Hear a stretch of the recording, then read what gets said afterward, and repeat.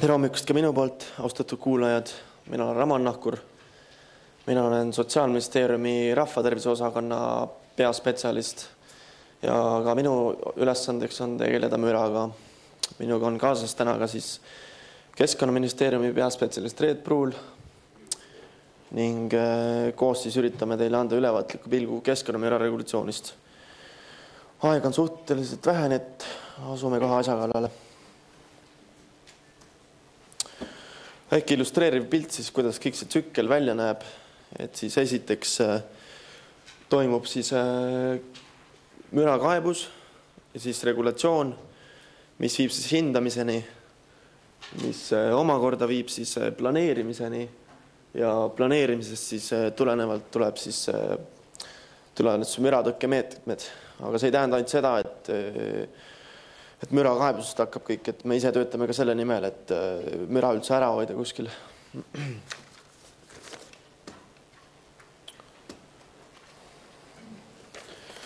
Kõigepealt siis sellest, millest me juhindume. Me juhindume siis Euroopa Parlamendi ja nõukogu direktiivist, mille eesmärk on siis määratleda ühte lähenemisviis, keskkonnamüraga kokkupuute kindlaks määramine müra kaardistamise abil liikmesriikidele ühiste hindamismeetodite alusel. Müra kaardistamise tulemuste põhjal erinevate tegevuskavade vastuvõtmine liikmesriikide poolt, kus see on vajalik. Eelkõige seal, kus müra tase võib avaldada kahjulikku mõju inimese tervisele ning keskkonnamüra taseme säilitamiseks seal, kus see on madal. Kindlasti ka tagada, et informatsioon keskkonnamüra ja selle mõjude kohta oleks üldsusele kättesaadav ja vähendada peamiste müraallikate, eelkõige siis maantee ja raudteesõidukite ning infrastruktuuri, lennukite, välistingimustes kasutavate ja tööstusseadmete ning liikurmasinate tekitatud müra.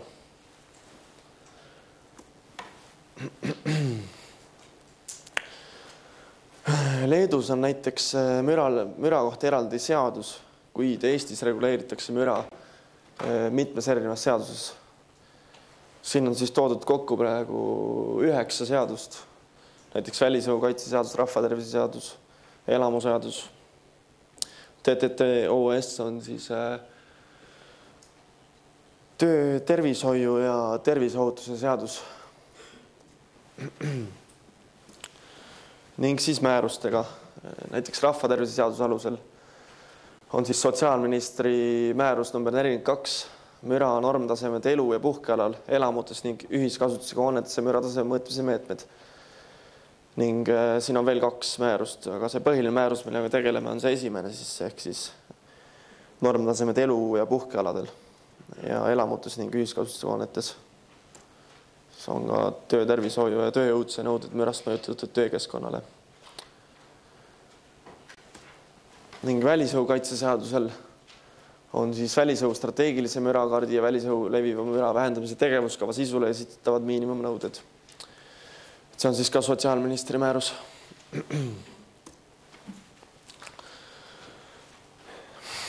Mis see direktiiv ütleb meile siis, et direktiivi kohaselt peab üle 250 000 elanikuga tiheasustusega piirkonna kohalik omavalitsus ehk siis Tallinn ja müra tekitava maantee omanik koostama strateegilise mürakaardi ja tegevuskava müra vähendamiseks.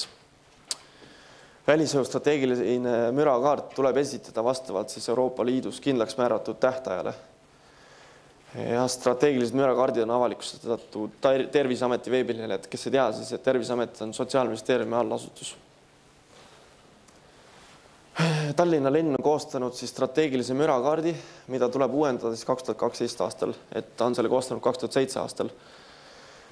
Ja võtub ka vastu müra vähendamise tegevuskavad. Et praegu on see tehtud ainult Tallinna kohta, kuid soovitatav oleks kaasata ka need valglinnastumisalad ehk linnalähedased alad, mis on näiteks Tiskre, Viimsi, Peetriküla, kuna hommikuti ja õhtuti toimub seal selline suur liikluse vool, mis on kindlasti väga suur müra tekitaja, et ka kindlasti need tuleks kaasata järgmisse kaarti. Ja alates aastast 2012 peavad mürakaardid koostama ka 100 000 elanikuga linnad, et Tartus ei ole küll 100 000 täpselt elanikke, kuid koos lähiasulatega seal moodustab 100 000, et arvatavasti tehakse ka Tartule. Direktiivis on kirjas praegu niimoodi. Ja direktiivi ja mürakaitsepoliitika kohaselt tuleb alustada müra vähendamise meetmeid siis ka tähtsusjärjekorras, et siis kaitsta võimalikult suure hulga inimeste tervist ja vähendada häirivust. Terviseameti ülesandeks välisõhu kaitseseaduse kohaselt teostab Terviseamet välisõhus leviva müra üle järelevalvet. Terviseamet kogub enda kätte välisõhu strateegilised mürakaardid ja välisõhus leviva müra vähendamise tegevuskavad. Kontrollib ja kooskõlastab need kaardid ja ka samad tegevuskavad ja koostab ka andmete koondi ning ülesanne on teha ka need andmed siis avalikkusele teatavaks. Ja siin all on ka väike link, et võib-olla kõik ei näe seda lugeda, aga seal on kõik müra kohta selgitatud ja ka mürakaardid on välja toodud. Rahvastiku tervise arengukava on see arengukava, millega me Sotsiaalministeeriumis tegeleme. 3. suund tähendab siis elu, töö ja õpikeskkonda. Ja selle eesmärkideks on siis tervise säilimist soodustava elukeskkonna tagamise vajaliku õigusruumi korrastamine, elukeskkonnas müratasemete hindamisel nüüdisajastatud mõõtmise arvutusmeetodite kasutamine, elukeskkonnas mürataseme hindamise kvaliteedi paranemine, müratasemete kohta ülevaade nüüdisajastatud meetodite kohaselt ja mürapiirkonnad peaksid olema siis täpsustatud ja vaiksed olema määratletud. Mis need eeldatavad tulemused võiksid olla siis, et arusaam müra probleemidest on paranenud, pretensioonid vähenenud, inimeste teadlikkus elukoha valikul ja projektide tellimisel müra probleemide tähelepanu osutada, et see oskus on nõuete täitmisel on suurenenud, et inimene teab, kuhu ta elama läheb, et ta teab neid tingimusi seal, et ta oskab oma korterit sisustada, kui ta elab seal, et kindlasti see asi, et magamistuba kindlasti mitte panna näiteks maantee poole ja nii edasi. Ja samas ka mürataset elukeskkonnas, elamutes, ühiskasutusega hoonetes ja puhkealal, et ka see oleks vastuvõetav. Ja üks tulemus võiks olla ka see, et müra ei ohusta tervist ning võimaldab magada, puhata ja töötada rahuldavates tingimustes, et kõige tähtsam on siis, et müra ei häiriks meie uneaega, kuna just uneaeg on meil kõige tähtsam tervisele.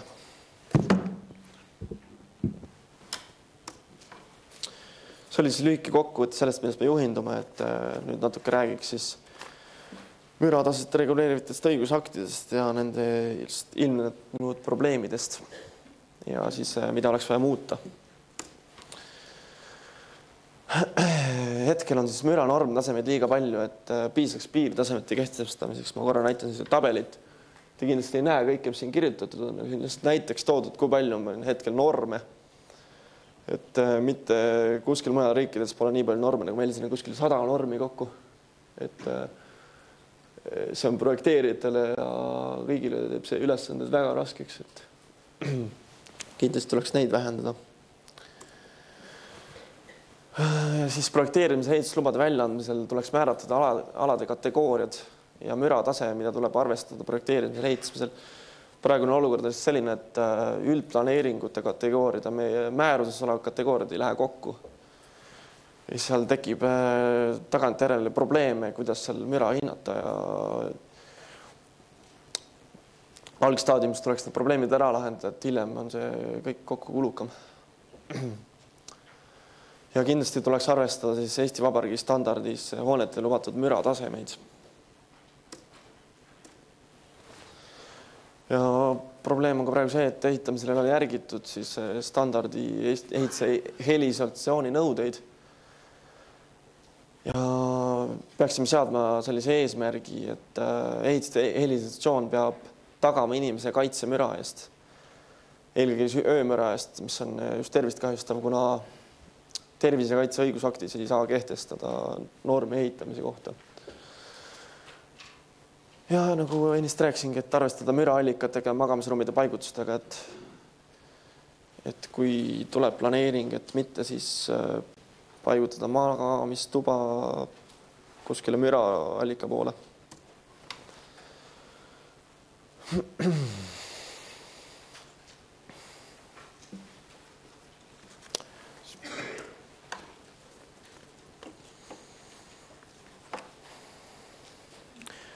Kindlasti praegu on ka see probleem, et müra mõõtmistulemused sõltuvad mõõtmiste tingimusest, et sealjuures ka ilmastikust ning mis ei võimalda seda pikemas perspektiivis hinnata, et hetkel on ka niimoodi, et Terviseamet peab ette teatama, kui ta läheb kuskile objektile müra hindama, et seda peaks muutma, et ette teatamata võiks tulla müra mõõtma, siis saaks adekvaatsed andmed selle müra näitajate kohta.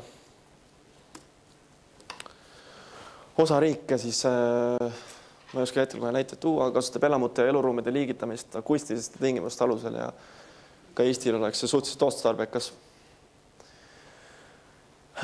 Ja ehituse kasutusloa väljaandmisel tuleks ka hinnata projektile vastavust ja ka müra taset elamutes ja ühiskondlikes hoonetes standardi kohaselt. Ja käesoleva ajal ei ole ka ruumides kehtestatud nõudeid järelkõla kestusele, et need on sellised tundlikud alad nagu koolid, lasteaiad, kus on pikad koridorid, trepikojad, kõrged seinad, laed, kus tekib kaja ja lapsed on tundlikumad kui täiskasvanud mürale. Ja samuti ka spordirajatistes.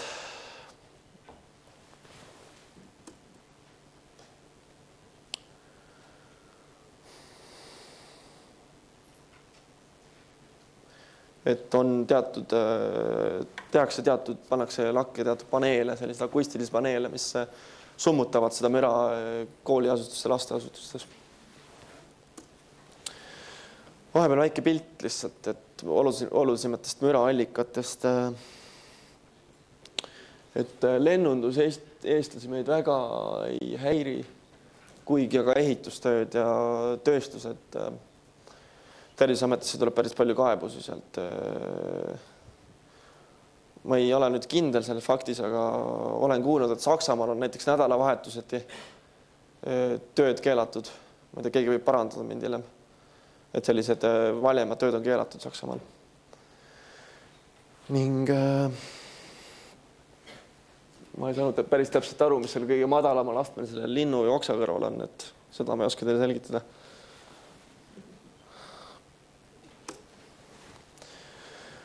Terviseameti andmetel siis mõjutab kõige enam tallinlase teeliikluses tulev müra, mis on siis tingitud autode suurest osakaalust Tallinna linnas. Ja inimeste osakaal kogu Tallinna elanikkonnast, kes elab siis LDN. LDN on siis müra indikaator. DN tähendab day, evening, night ehk päev, õhtu, öö. Siis Tallinna elanikkonnast, kes elab siis liiklusest mürapiirkonnas üle 55 detsibelli, mürapiirkonnas on ligikaudu 20% ning 9%, kes elab siis öise mürapiirkonnas 50 detsibelli, on siis 9%. Ja raudteeliikluse müra levib mõnedes piirkondades küllaltki laial alal, kuid raudteeliiklusest tingitud mürast mõjutatud inimeste arv on väiksem võrreldes autoliiklusega. Ja kuna öösiti sõidab mürarikkad kaubaronge, mis siis tekitab päris kõrge mürataseme 70 detsibelli ja seal inimeste osakaal kogu Tallinna elanikkonnast, kes elab selles day, evening, night piirkonnas on üle 55 detsibelli, on 5,5% ja 4,3% elab siis öise müra piirkonnas, kus on siis 50 detsibelli müra. Ja võin ise öelda, et elan raudtee ääres, kuid nüüdseks olen sellega juba harjunud, aga siiski see öine müra, reisirongid öösel ei sõida, kuigi kaubarongid, nagu et öösel see just tekitab tervisele kahjustusi. Trammiliiklus on siin päris aktuaalne teema viimasel ajal, et kindlasti olete Delfist lugenud ja mujalt uudistest. Et elanik häirib see krigin seal kurvides ja loodame, et kunagi Tallinnasse tulevad uued teed ja trammid, aga praegusel hetkel aitaks kas või teede määrimisest, võib-olla nende liiprite keevitamisest, sellised väiksed tööd, mis on võib-olla ei ole nii kulukad.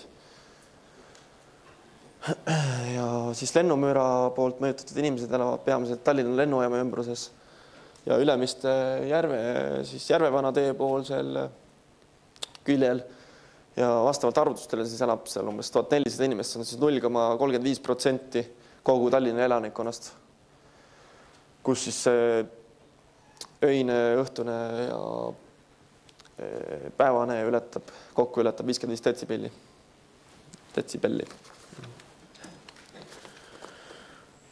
Ja siis viimase osana räägiksin natukene siis tervist kahjustamise vähendamise meetmetest ja siia pildi juurde ütleks ka, et Tallinnas on kuskil 10 lasteaeda, mis asub müra piirkonnas, mis on suhteliselt mõtlematult ehitatud.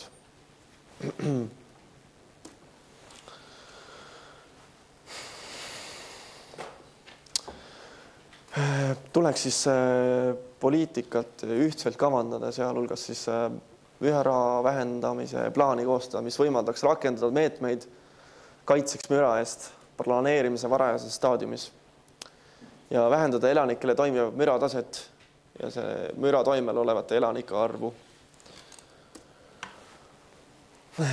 Et siis konfliktsituatsioonide korral tuleks siis leida elamisalal liiklusmüra vähendamiseks leevendavaid meetmeid, nagu näiteks raske liikluse ümberkorraldamine, et nad sõidaks võimalikult kaugelt mööda elamispiirkondadest, müratõkkeekraanide rajamine, mis on küll suhteliselt kallis, ühele majale maksab miljoneid, 1-2 miljonit kuskil, ma täpselt ei oska öelda. Ja need küsimused peavad leidma lahendust juba linnaosade üldplaneeringutes. Ja siis ka olemasolevate elamute heliisolatsiooni parandamine mürarikastes piirkondades ja siis ka akendel 3-kordsete klaaside kasutamine, mis tunduvalt vähendab müra elamutes. Ja siis ka raskeveokite ja teiste müra tekitavate sõiduvahendite öise sõidukeelu rakendamine. Lubatud mürataset ilmselt ületavate sõidukite kohene kõrvaldamine liiklusest ja sellele tuleks teha siis järelevalvet. Ja transpordi müra uuringute teostamine ja nende tulemuste alusel siis mürakaardi korrigeerimine. Mis üldine põhimõte on siis, et vältida, ennetada ja vähendada kahjulikke mõjusid ja nende tähtsus järjekorras. Et kõige kahjulikum on siis pidev öine müra, ei väsi kordamast, mis tekib transpordivahendite, maanteeliikluse, raudteeliikluse, õhutranspordi ja tööstusettevõtete tegevuse tõttu.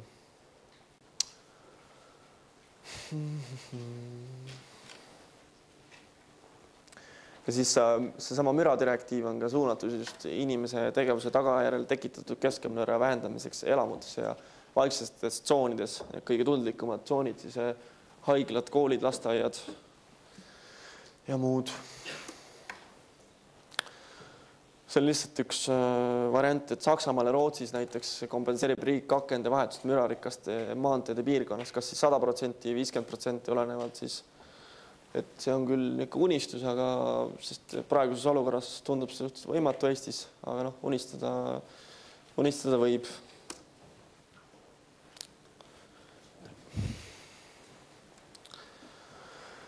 Ja siis need meetmed tuleks siis välja töötada ja rakendada üksnes kohalikul tasemel siis vastutavate organite poolt, mis on siis praegu kõige tähtsam küsimus.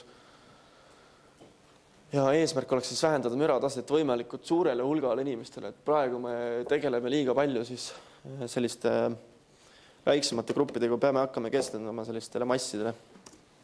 Ja siis kohalikul omavalitsusel võiks olla mürakaart ja andmed. Me ei saa nõuda, sellepärast, et mürakaart peab olema 100 000 elanikuga linnal, tiheasustusega alal, kuid võiks olla ka väiksematel. Võiks olla siis andmed orienteerivatest inimeste arvust, kes siis elab mürapiirkonnas, auto- ja raudteeliiklusest, erinevate allikate müratasemetest, siis tööstusettevõtete asukohast müratasemest, vaiksetest aladest ja haldusüksuste jaotus võiks olla selgem. Siis haiglad ja tööstuspiirkonnad oleks eraldatud. Põhilised punktid, mis oleks siis kohalikude omavalitsuste müra vähendamise meetmeteks. Esiteks oleks õige planeerimine, ehituslikud ja tehnilised võtted projekteerimisel, ehitamisel, liikluskorraldus ja müratõkete paigutus, et mida varem me planeerimine kõige tähtsam, et mida varem selle paika paneme, siis on hiljem kulutused väiksemad. Mis on siis see üldine protseduur müra vähendamise meetmete rakendamiseks? On siis teadvustada müraga kokkupuutumisest tingitud kahjulike mõju inimese tervisele, õiguslikud regulatsioonid, kannatajate poolt kahjutasu sissenõuded, mida rohkem on sissenõuded, seda suurem on tähelepanu, saavutatakse ka poliitikute juhtide tähelepanu ja tuleb ka rahaline toetus sellega kaudselt valitsuse poolt ja tuleks kaitsta ka müratundlikke objekte. Ja müra hindamine keskkonnamõju hindamisel on ka väga tähtis, et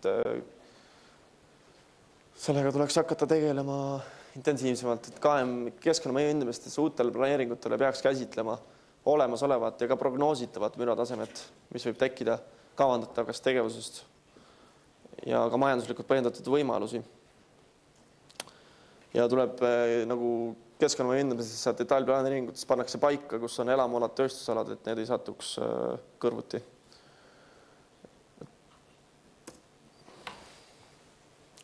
Ja mis terviseriskid tuleks käsitleda, siis keskkonnamõju hindamistes on kindlasti tervisekahjustusest tuleks käsitleda määratletud, ohustatud elanikud, grupp, tundlikud rühmad ja siis riskide hindamine nende vastuvõetavus, et see tähendab seda, et ei saa võtta büroos töötavaid inimesi ja seal kõrval olevas lasteaias olevad lapsi, et neile see müra mõjub erinevalt, et lapsed on palju tundlikumad mürale.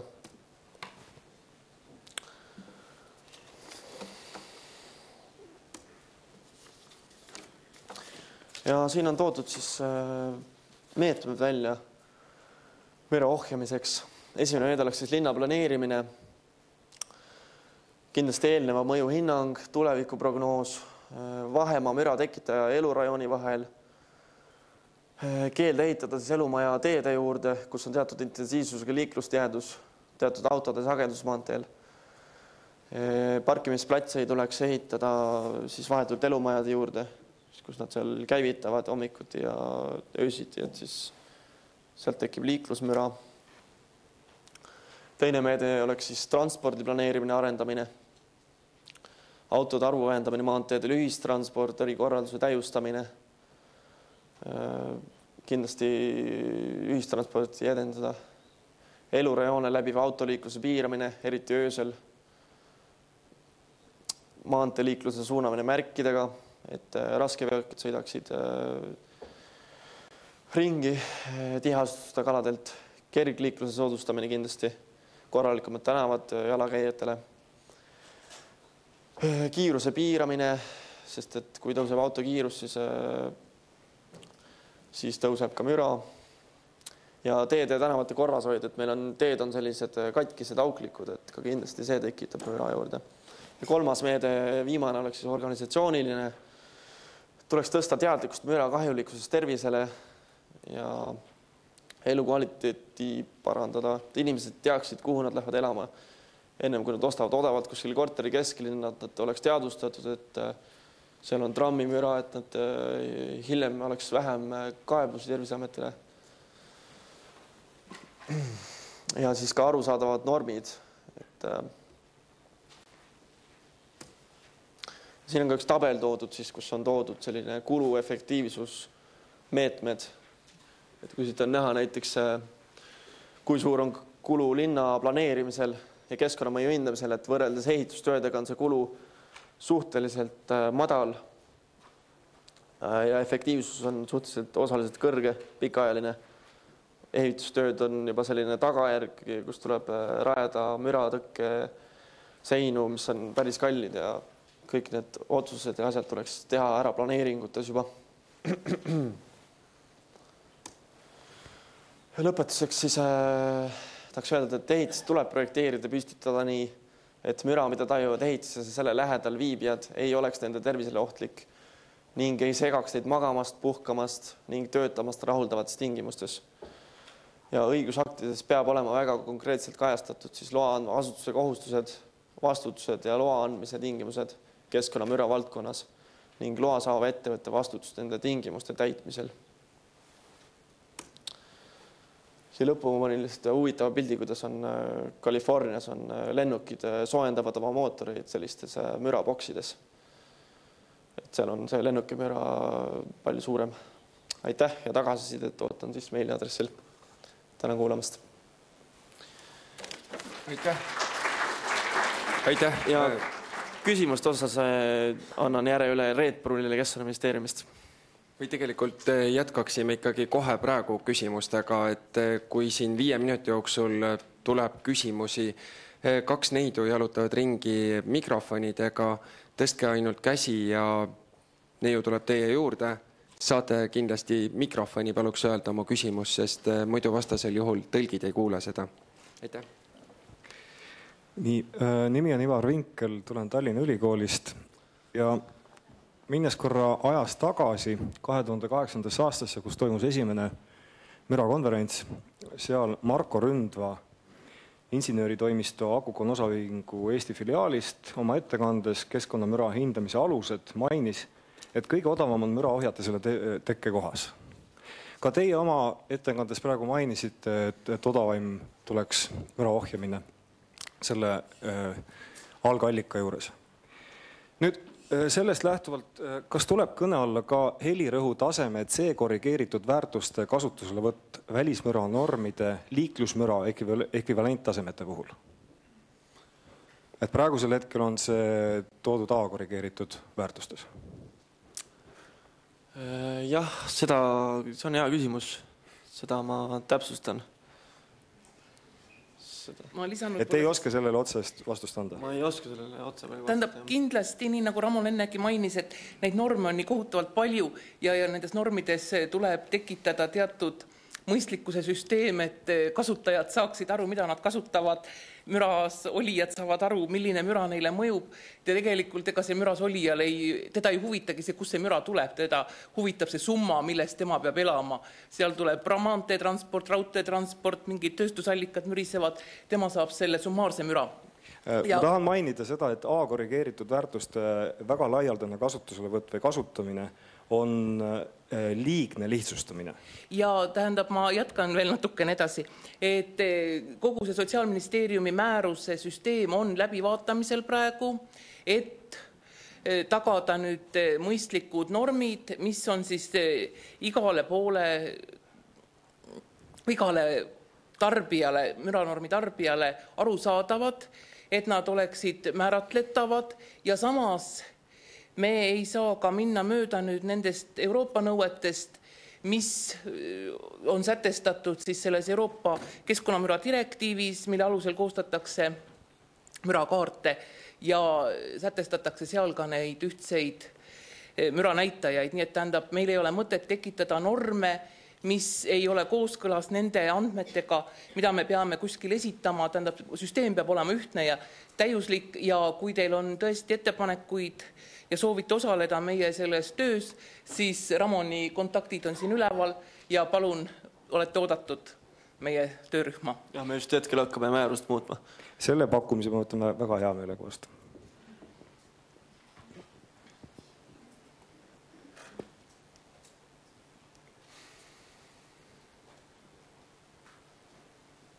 Tundub, et teisi küsimusi hetkel ei ole. Suur aitäh Ramon Nahkurile.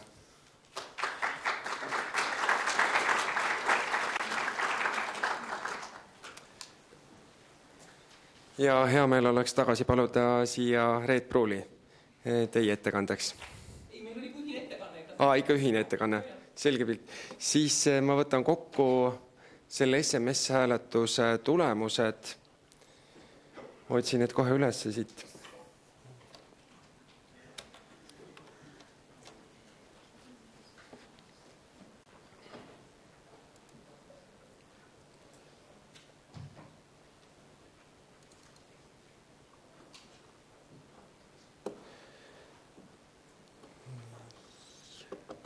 Küsimus oli siis see, et kas keskkonnamüra vastu võitlemiseks on seadusandlus piisav ja vastata sai A, jah, B, enam-vähem, C ei ole ja D, soovin kaasa lüüa selle edasi arendamisel. ja kuskil peaksid olema ka tulemused. Nii. Priit, oskad sa üles leida need tulemused ka kuskilt? Et kus me leiame tulemused? Tulemused tulevad natukene hiljem, kui te olete ära hääletanud, sellepärast, et need käsitsi sisestatakse ja te näete need ekraanilt. Ja see sama noormees tegeleb selle asjaga niimoodi. Nii et kannatust natukene. Igal juhul see esimene hääletus on nüüdseks läbi saanud, aga me läheme edasi järgmise küsimusega. Ja selleks on siis see, et kas Eesti elanikud on informeeritud keskkonnamüra mõjust tervisele? Kas Eesti elanikud on informeeritud keskkonnamüra mõjust tervisele? Ja esimene variant on siis, et nad on. Teine variant on see,